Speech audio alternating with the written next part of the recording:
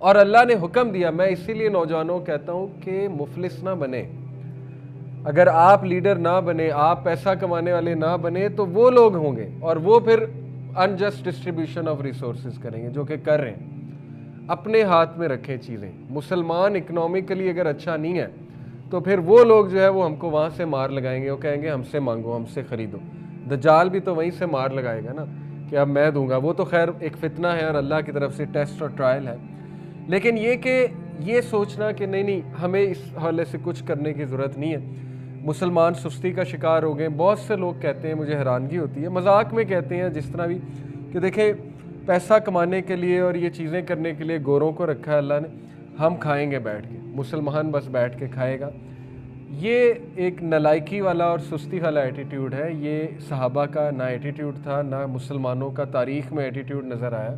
یہ ہم نے ایکسکیوزز بنا لی. ہم نے ریسرچ نہیں کرنی, R&D کی طرف نہیں جانا, کو اپنا پلیٹ فارم نہیں بنانا, کچھ بھی نہیں کرنا. ہر چیز ہمیں جو ہے وراثت میں ملے گی, اور اس سستی کی وجہ سے آج ہمارا ڈاؤن فال ہے. بہرحال اللہ کہتے ہیں کہ کھاؤ پیو, eat of his provision, provision defined ہے, لیکن یہ کہ نکلو. تو یہ آئی ہوپ کہ بہت ہمیں کلیئر ہو گیا ہوگا. پرووائڈر اللہ ہے, بہت بیسک بات ہے. وَمَا مِن دَابَّةٍ فِي الْأَرْضِ إِلَّا عَلَى اللَّهِ رِزْقُهَا وَيَعْلَمُ مُسْتَقَرَّهَا وَمُسْتَوْدَعَهَا and there is no creature on earth but that upon Allah is its provision. کوئی بھی کریچر نہیں اس زمین پہ, چاہے وہ بیکٹیریا بھی ہے, وہ بھی تو کہیں نہ کہیں سے اپنی خوراک لے رہا ہے نا, وہ بھی لیونگ بینگ ہے. کوئی بھی چیز نہیں ہے الا یہ کہ اللہ پر ہے اس کا رزق, یہ اللہ پر چھوڑ دو. تو یہ کہنا کہ نہیں بچے زیادہ ہوں گے تو بھوکے مر جائیں گے, یہ بھوکا مارنا آپ کے ایشوز ہیں.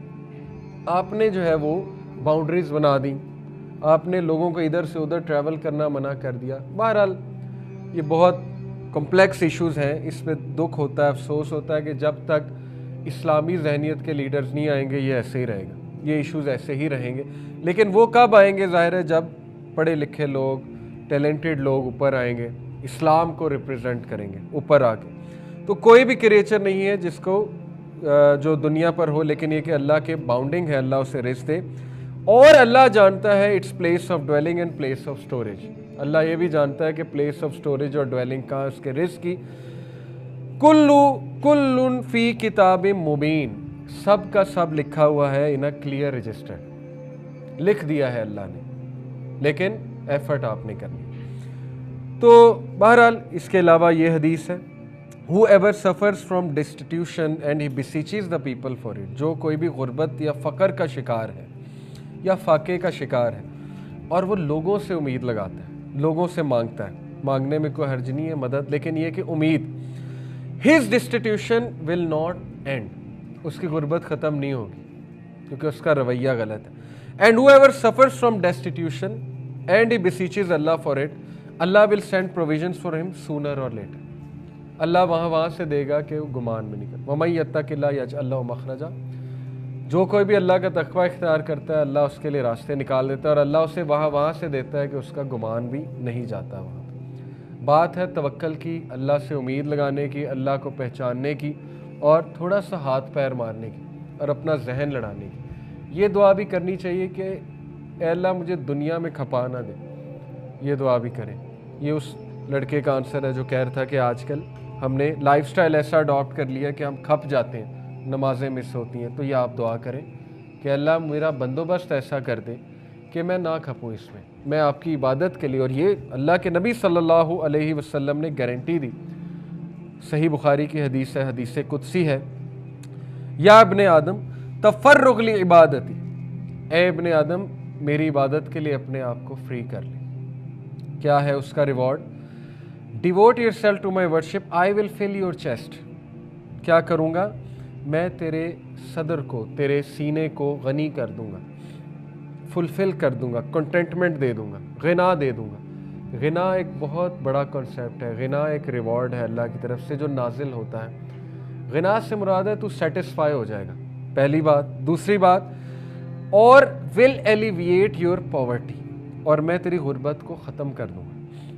یہ بہت ڈیپ باتیں اگر آپ اس پہ سوچیں کہ رسول اللہ صلی اللہ علیہ وسلم نے کہا کہ دجال جب آئے گا تو اس سے پہلے 3 سال گلوبل فیمن آئے گا، بہت بڑی قحط سالی آئے گی اس کے 3 سال پہلے۔ اللہ کے نبی صلی اللہ علیہ وسلم نے کہا کہ اس دور میں سبحان اللہ و بحمدہ سبحان اللہ العظیم کافی ہے تمہیں، یا غالباً سبحان اللہ والحمد للہ ولا الہ الا اللہ واللہ اکبر، اس میں مجھے تھوڑا سا ہے وہ، لیکن آپ چیک کر لیجئے گا، ان میں سے کوئی ایک ذکر ہے۔ کہا یہ ذکر کافی ہے تمہارے لیے، کافی سے مراد ہے بھوک بھی ختم کر دے گا، رزق کی طرح۔ ایک صحابی آئے رسول اللہ صلی اللہ علیہ وسلم کے پاس، غربت کی شکایت کی، ان کو بھی یہی ذکر بتایا، ان میں سے ایک غالباً سبحان اللہ و بحمدہ۔ کچھ عرصہ بعد وہ صحابی آئے، شکایت کہتے ہیں میری ختم ہو گئی۔ کیسے ختم ہوئی واللہ عالم، شاید لٹرلی ٹینجیبل رزق مل گیا، یا انہیں فلسفہ حیات سمجھ آ گیا اس ذکر سے، یا غنا مل گیا، بہت سی چیزیں ہوتی ہیں نا، ٹائم ویلتھ مل گئی، ہو سکتا ہے سوشل ویلتھ مل گئی، پتہ نہیں کیا مل گیا، بہرحال جو بھی تھا، لیکن یہ کانسیپٹس ہماری یوتھ کو پتہ ہونے چاہیے کہ ذکر اللہ قرآن مجید میں شفا ہے۔ ابھی ریسنٹلی ایک پینل ڈسکشن پہ میں تھا، وہاں پہ ایک بہت ماشاءاللہ ٹاپ لیول کی گورنمنٹ امپلائی آئی ہوئی تھی، انہوں نے اپنی بیٹے کی سٹوری سنائی، تھوڑی سی بات میں نے کی، میری بات کو کنٹینیو کیا انہوں نے کہا قرآن مجید کے شفا والے اثرات میں نے اپنے بیٹے پہ دیکھے۔ انہوں نے کہا میرا بیٹا، اس کو ایک ایسی بون کی ڈیزیز ہو گئی، وہ کھڑے نہیں ہوتے تھے صحیح سے، میں روتی تھی، بہت دکھ ہوتا تھا، اب ماشاءاللہ وہ کھڑا ہو جاتا ہے، کافی اسٹرینتھ آ گئی ہے، قرآن پڑھ کے، صرف قرآن پڑھ، علاج بھی چلا، لیکن یہ کہ قرآن بہت پڑھا اس نے، اور ہم نے قرآن انہیں بہت سنایا بھی، سورہ رحمان پرٹیکولرلی۔ تو اس میں کوئی دوسری رائے نہیں ہے کہ قرآن مجید جہاں پڑھا جاتا ہے اور جو قرآن کو بہت پڑھتا ہے تو اللہ اس کے میٹرز کو اس طرح سے سالو کرا رہا ہوتا ہے کہ وہ سوچ بھی نہیں سکتا، پتہ نہیں کہاں سے کوئی مددگار آ جاتا ہے اللہ کی طرف سے، اور وہ کہتا ہے اچھا تمہارا یہ کام میں کرا دیتا ہوں، تمہارا یہ مسئلہ میں حل کرا دیتا ہوں۔ اس لیے یہ توکل کی باتیں، یہ یقین کی باتیں جو کہ اللہ نے گارنٹی دی کہ تو اپنے آپ کو میری عبادت کے لیے فارغ کر لے، باقی جو ہے وہ مسئلے جو ہے وہ حل ہو جائیں گے۔ ایک اور حدیث سے ثابت ہے، اللہ کے نبی صلی اللہ علیہ وسلم نے کہا کہ whoever is focused only on this world، مسئلہ ہے صرف ایک چیز کو پرائیورٹی بنا لینا، یہ منع نہیں ہے کہ اس کو پرائیورٹائز نہ کرو لیکن لسٹ میں ذرا نیچے کرو۔ اللہ will confound his affairs، اللہ تعالیٰ اس کے افیئرس کو پھیلا دے گا، and make him fear poverty constantly، یہ غنا کا اپوزٹ ہے۔ غنا یہ ہے کہ ڈر کوئی نہیں، صحابہ کوئی ڈر نہیں، ادھر سے ادھر چلے گئے، کیا رزق تو لکھا ہوا ہے۔ وہ عبد الرحمن بن عوف سب کچھ چھوڑ کے ہجرت کر جاتے، مصعب بن عمیر امیر ترین آدمی، اتنے یوتھ میں ایسے ڈریسز پہنتے تھے، ایسا پرفیوم لگاتے تھے، ایسی چپل پہنتے تھے، شوز مشہور تھے، دور دراز علاقوں تک ان کی ڈریسنگ مشہور تھی، سب کچھ چھوڑ دیا، میں جا رہا ہوں، کیونکہ فیئر ہی کوئی نہیں تھا، وہ مدینہ میں جا کے مل جائے گا۔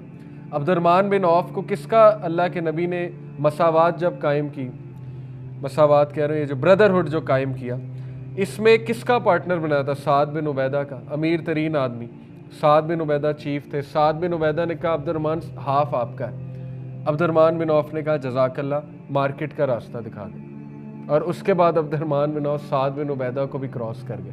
بہرحال کوئی صحابہ نے ایکسیپٹ بھی کیا، کوئی حرج نہیں کسی کی ہیلپ کرنے میں، لیکن توکل کا وہ لیول کہ مجھے تو ملنا ہے، اور ملا۔ اور یاد رکھیں ہجرت میں پہلا سٹیپ، مسجد تو بنائی وہ الگ موضوع ہے، پہلا پریکٹیکل سٹیپ صحابہ کو وہاں بات کرنے کا تھا مارکیٹ کا راستہ دکھانا، اکنامک انڈیپینڈنس۔ ہم سیرت پہ اس طرح غور ہی نہیں کرتے، تو دین دنیا جدا نہیں ہے۔ بہرحال and he will not get anything of this world except that which has been, اس کے دل میں ہر وقت ڈر ہوگا، یہ نہ چلا جائے، وہ نہ چلا جائے، یہ نہ ہو جائے، جاب نہ چلا جائے، ایسے نہ ہو جائے، ویسے نہ ہو جائے، کیونکہ غنا ہی نہیں ہے دل کے اندر، کانسیپٹس ٹھیک نہیں ہے، اور کچھ نہیں ملے گا سوائے کہ جو بس ملنا ہے۔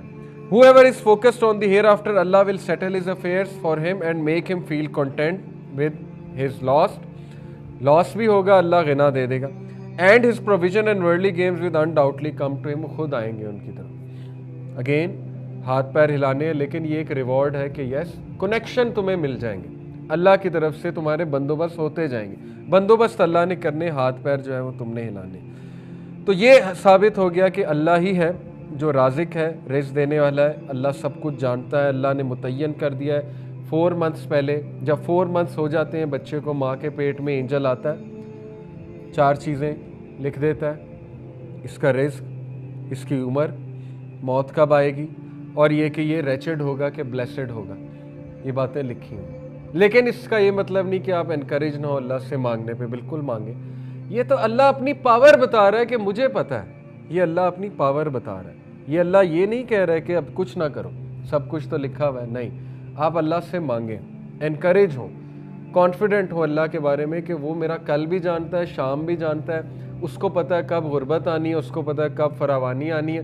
تو بس میں مانگتا جاؤں اللہ سے، پناہ مانگوں. اللہم انی اسألک العفو والعافیۃ فی الدنیا والآخرہ صبح شام کے اذکار میں سے پڑھا کریں.